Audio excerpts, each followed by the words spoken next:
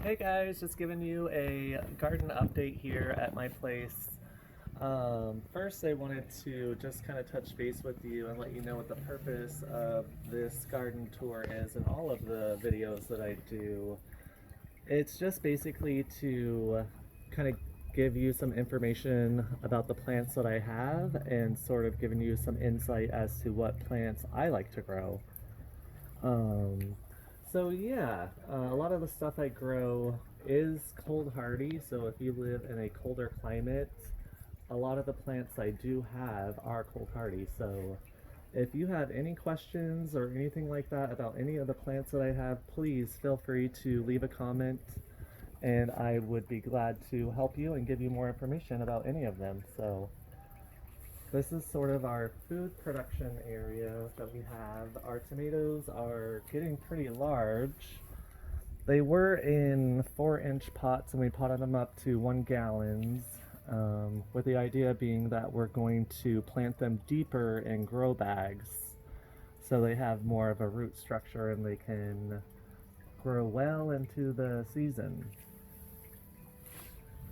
Our strawberries here kind of took a hit. I'm not sure what happened. I think they didn't get enough water. We've had some pretty intense um, sunny days, and I don't know if I'm too crazy about this type of design because when you water in here, that doesn't necessarily mean that these are getting well watered, is my guess.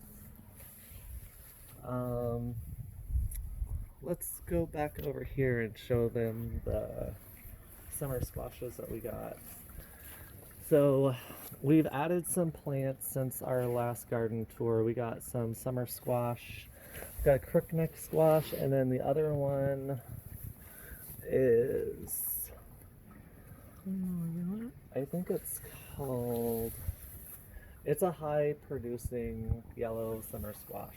So our chickweed has it's sort of fading out, so we're probably gonna just toss that and put something else in there. We got a catmint for Diablo. So, has he had any of it yet? He has, yeah. Okay. So, of course, he likes that pretty well. We got some lettuce leaf basil. The leaves are pretty large. This is my first time seeing it, so I thought I would give it a try and see how I liked it. The other basil that we got did not perform very well. I'm not sure what the problem was. What one was that? It was the Italian large leaf basil. Honestly, there was no reason why it should have just fizzled out like it did, so not impressed with that one. We got 6 new pepper plants, Thai peppers. Pretty excited about those. Our tomatoes are getting pretty large, so we're probably going to pot them up in grow bags next weekend. Sort of a project for us. Our calendulas are blooming out pretty good now, so I thought that once I start deadheading them, I will save the flower heads and we can use them medicinally in salves and stuff like that. Another new addition is we got a grape. This is it's a purple seedless grape. I think it's called Flame.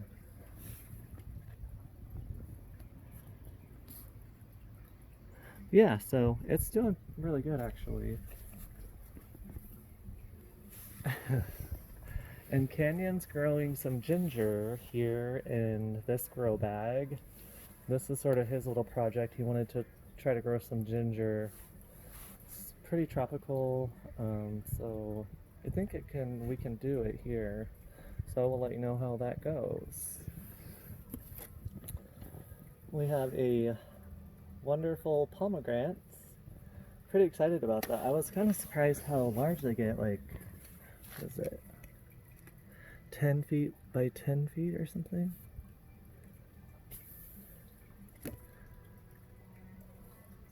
Yeah, they get pretty large, so it's pretty exciting. Our broccoli is putting on crowns. But, um, yeah, I don't know if it would be worth it if this is all we get out of each plant is one little broccoli. I've never grown broccoli, so I don't know if I'm missing something, or I think it's a bit late here for a lot of the brassicas because it's already getting pretty warm here.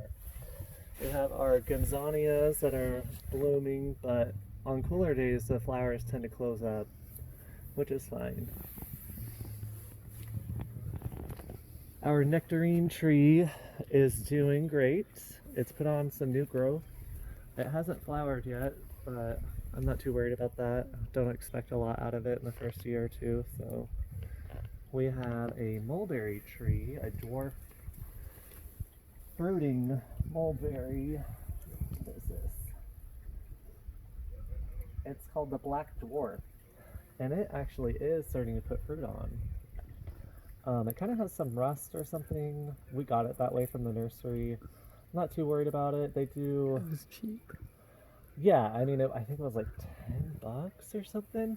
Man, I've been getting some good deals on plants, so don't think that I'm like just shoving out all this money for plants. Like, we go to Lowe's and we get like the discounted clearance plants, which is where Canon got all of these hydrangeas that we have.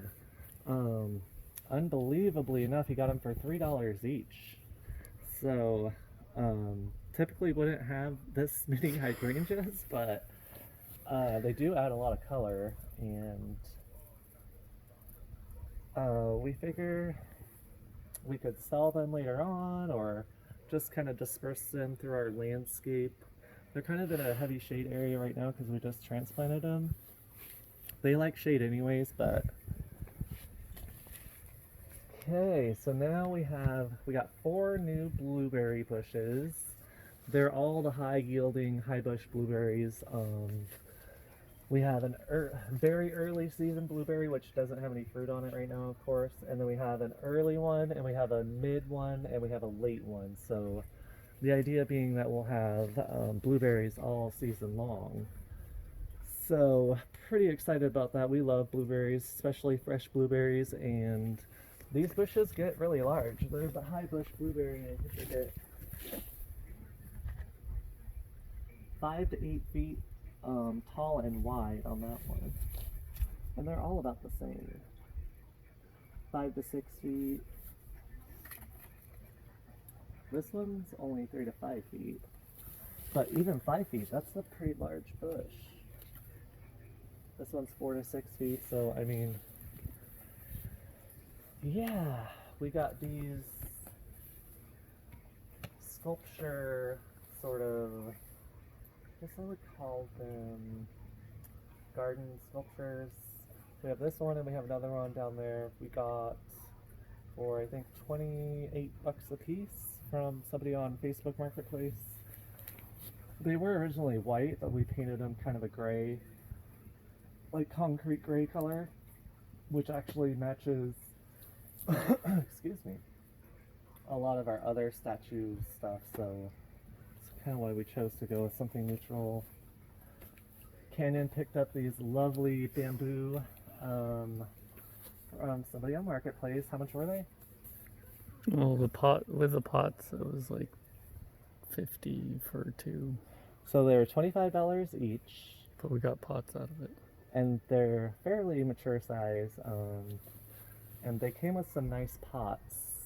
We potted them up into these extra large grow bags that we had. It's putting on a lot of growth. Yeah, I mean, when we got them, obviously they look pretty fried, but as you can see, they're putting on like their new growth and stuff since being potted up, and gave them some slow release fertilizer and just water. Okay, this is the funny thing right here, because in my last video, I think I was kind of scolding this Christmas cactus because I was not super impressed with it. I thought it was kind of ugly. I didn't think it was going to flower and this kind of stuff. And then sure enough, I think probably like a week later, it started putting on its flowers, which kind of made me laugh because, because it's kind of like it was like, don't get rid of me, I'll flower, I promise. So I don't know if you ever have any troubles with your plants, just scold them and tell them you're just gonna get rid of them, and they'll perk right up and they'll perform for you. So a little tip for you. So we have our phormiums here. Now I want to say something about these. Canyon got this fertilizer from Home Depot, and it was a palm fertilizer, which is higher in nitrogen. It's meant for palm trees. But everything that we put it on basically got burned, and we didn't even use the recommended amount. We used like half or even less than that, and it still burned basically everything that we put it on, unfortunately. So needless to say, we took that back, and basically the plants are recovering that received that wonderful fertilizer. So I highly recommend using a slow release fertilizer on anything in your garden. It's just going to prevent it from burning. It's just better for the plants. It lasts over a longer period of time. So although these look a little worse for wear, they are putting out their new blades and stuff, so I'm not too worried about it. I'm just leaving the dead stuff on there. Next video they'll look great. Yeah. So they are not dead. They got burned. So they are recovering. They're okay. So now we have a few annuals. We have petunias. I typically don't go for petunias or a lot of the annuals. These are an exception. I really like the double petunias. They perform well. They're unusual. You don't see them a lot. So when I saw these, I sort of just impulsively grabbed them. And I mean, they're not that expensive. We got a 6-pack of them for, I don't know, like $5 or something, $5 or $6. And yeah, they'll spill over this pot and they'll have these nice double flowers. So pretty excited about those too. And our heather, which has not been performing really that well. Intent. Yeah, intent. If you don't straighten up, you're going to get tossed.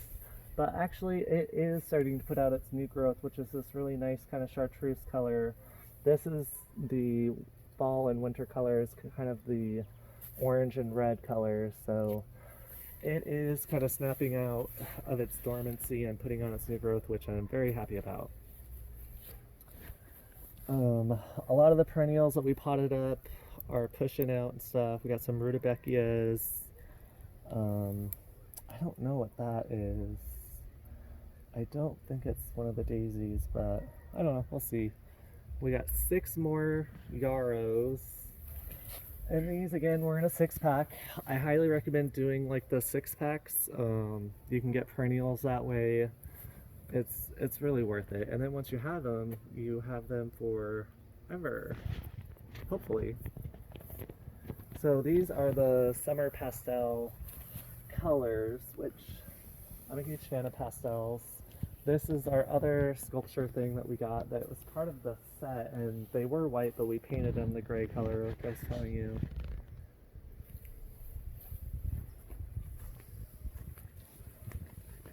This is our crepe myrtle. I kind of pruned it up a little bit. It had some dead wood on it, so it's leafed out a lot more. It's looking great. Excited to see the blooms. Like I think I told you last time, they're like a pink color. And our poppies. I'm really happy with the poppies. They're performing a lot better than I even imagined that they would. Probably one of my favorite flowers in the garden right now. Hmm. We have our ice plants. These are another one that doesn't open until it's really hot and the sun's like all the way out and stuff. When it's cooler or cloudy, they tend to close up, which is fine. A lot of our little tree starts that we have are leafed out. We have some sweet gums and a Japanese maple.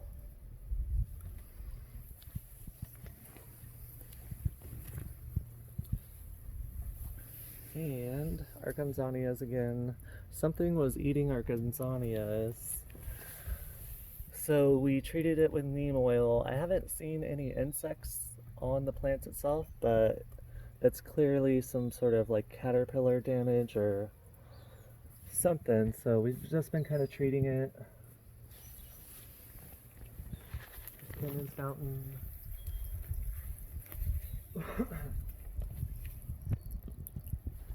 And this is one of our little pot designs we did. The dianthus isn't fully bloomed out. There's some blooms here on this one. This one's a kind of a more of a corally color, but I deadheaded it. It should be pushing, the buds should be opening soon. But yeah, once these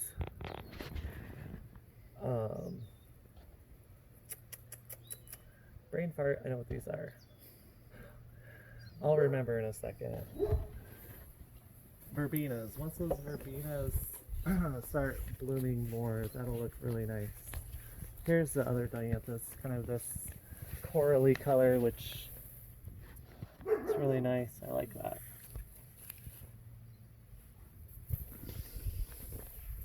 We have a hibiscus that we got from this guy on Facebook Marketplace.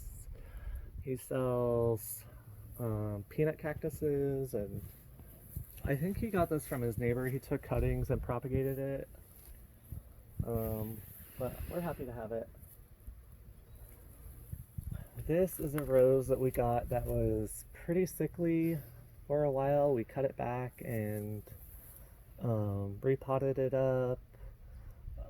Canyon and Jennifer pruned some of the roots on it and stuff, stimulate growth. And yeah, it's pushing really good. This one's called Joseph's Coat. It's one of my favorite climbing roses. What is that again? This is a landscape rose, a shrub rose.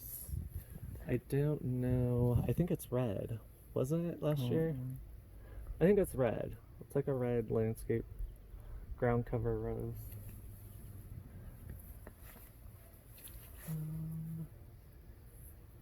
Yeah. This is basically all of our stuff. We have our agaves. We have our hot lips salvias. I don't know, is this one called hot lips? It's called Lemanii.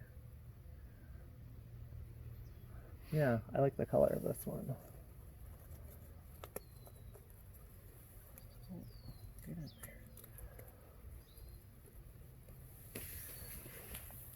there. Our cactuses are gonna flower, and I am super stoked about this because this is probably like my first time really trying to grow cactuses and having them. So yeah, I think these are gonna be the flowers. And this one has one too right here. But cactus flowers are really cool. They're pretty unusual. That's what I like about them. What does that mean? That's our Ceanothus. It's also called a California lilac. It's evergreen. It produces these blue flower plumes. Once they get established, they have a lot more of those flowers, and they're pretty persistent. Here is our kumquat, which I'm beginning to think is not even a real plant, because it has literally done nothing for the entire time we've had it, which we've had it for a couple months. Yeah, I don't know. No new growth, no flowers. it hasn't declined at all. We give it more water, we give it less water. I've given it more fertilizer. Still nothing. So, I don't know. I'm trying to be patient with it. One of our cactuses is having a baby and just about done giving birth, I think. But yeah, I'm wondering if this is gonna flower out of the top, or what is that? Oh shit. Oops. Yeah. Hopefully something cool happens with these. We'll keep you guys updated. What's that called again? Our cannas are. Those are cannas? Mm-hmm. Yep, they're pushing. The climbing roses that we got bare root, have made a ton of progress. I already got buds on them. So, pretty happy about that. Our lavender is doing good. Our poppies, we should zoom into like the foliage, because I mean, the poppies are just, I don't know, they just really surprised me. Well, we got them in 6-packs, so they were really small when we first got them, and now they're like, bam! So, at the nursery I worked at, our poppies just did not look good for some reason. I don't know. I think they just were in bad soil or something. We have 3 new butterfly bushes. 2 of them are called Dark Night, which is this really pretty dark purple color with like lighter kind of fuchsia centers. Let's see if this has a description. No, it doesn't. It's called Black Knight. Look it up. Look at the flowers and tell me that is not awesome. And the good thing about butterfly bushes, they're extremely tough. You can prune them. They take pruning really well. They get big. They bloom all summer long. So yeah, highly recommend butterfly bushes. The other one we had, I think it's like a peach color. So we have 2 of the Dark Night, and this one's called Peach Butterfly Bush. Yeah, peach butterfly. Our lantanas are looking good. Yeah, I pruned back a lot of the dead wood, and they're leafing out really good. Again, these are from last year, so an annual in most places, but these are our peanut cactuses, and I'm pretty sure that these are the flower buds. All of these little things.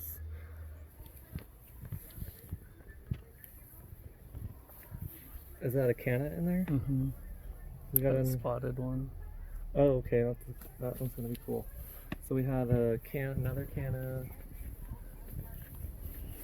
We planted some cannas in here, 2 cannas, and some other perennial bulb. I think it was Freesia or something similar in looks to that.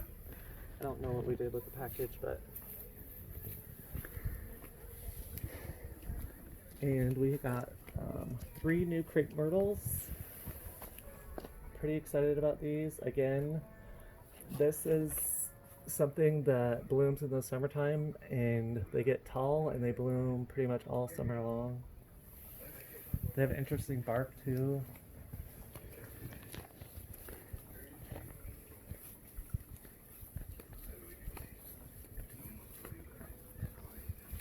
These are our peas. We moved them into the shade just because we've had some pretty warm weather. We didn't want them to fizzle out, so we moved them to more shade. So yeah. Any last words? Let's do another quick walk around, and we'll talk about more of the cold hardy stuff that people in colder climates can grow that we have. Catmint is a really nice one. It produces these long purple flower spikes, and if you have cats, they love it, so it's kind of a bonus. Any of the currants that we have, ribes, all that stuff is cold hardy. Raspberries, currants, blackberries, strawberries, obviously any of the brassicas or lettuces, that kind of stuff. We have a triple crown thornless blackberry, but it's not doing much, needless to say. The nectarine you could easily grow. Mulberries are super cold hardy. Blueberries, depending on what climate. Bamboo, there's some really cold hardy bamboos. Hydrangeas, I know, are definitely cold hardy. Obviously, none of the palms or anything tropical like that, but I know Formium grows in cooler climates like Portland, but it's not super cold hardy. Heathers are definitely cold hardy. These Gonzanias are really cold hardy, and they bloom all summer long. If you don't know what the flowers look like, you should look them up, because they have a lot of really great color combinations, and the flowers are really persistent. Obviously, a lot of the roses are pretty cold hardy, depending on what zone you're in. I know there are some not so cold hardy ones.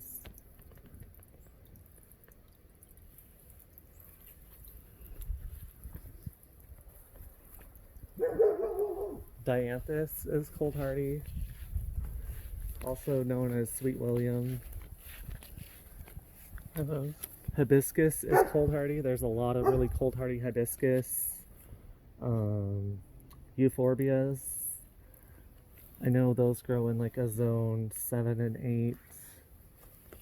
Poppies, there's a good one. And a lot of the stuff you can get as annuals too, like the verbena or geraniums. If you're in a cold climate, like, they perform all summer long, so it's worth it. The Ceanothus is pretty cold hardy. I think it can go down to a zone 7. There's a lot of different cold hardy trees, pine trees. Grapes are cold hardy. Cannas are semi-cold hardy. I think if you're below a zone 6, it would just be an annual. But I know salvia is cold hardy. Lavender is pretty cold hardy too. And obviously, you know, there's like rudbeckias, daisies, Shasta daisies. The butterfly bush is at least zone 8. If you looked it up and you liked what you saw, look up its cold hardiness zone. It could be even like zone 7 or 6. Okay, cool. Crepe myrtles, I'm not sure. Those are probably like zone 7 or 8. But there's also substitution plants too. If you like crepe myrtles, you could look up things with similar, you know, like lilacs or something. Perfect. So we are going to take you guys to the front because we also have some new additions up there too.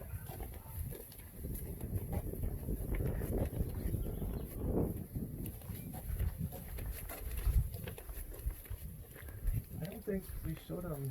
No. We have a Fatsia japonica. We got it at an estate sale, and it had scale really bad, and so we treated it with neem oil.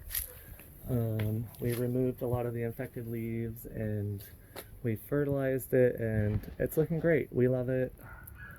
I really like the leaf shape on these. We have probably one of my favorite plants. I know I say that a lot, but this is a Gunnera. It's kind of tropical. You could probably grow it in zone 8. But look it up. The leaves get huge. The plant gets huge. I think it gets like 8 or 9 feet tall. I'll have to look it up. but the leaves get gigantic and the plant just gets tall. These huge leaves, it's super tropical looking. The only thing I will say about it is that it has these very sharp thorns on the stalks and the leaves. So it's not something you want to, you know, have a brush in with, or, you know, you definitely don't want to tango with it, but visually it's very beautiful, prehistoric looking. We got these sedums, these chartreuse sedums, which I've been wanting to get some of those for a while. We have 2 more hydrangeas that Canyon put up front,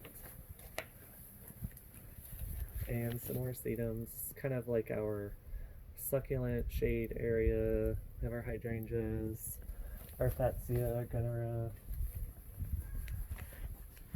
So yeah, I just want to say also that having your guys' feedback is really nice, and I show you my garden because I have a background in horticulture and plants, and I like to share what I know and the knowledge I have, and sort of like the unique plants that I like, that I think that perform well and are worth having. So I hope you find that helpful, and if you have any questions, feel free to leave a comment or direct message me, or even call me. So hope you enjoyed the video, and we'll keep you updated. Thanks.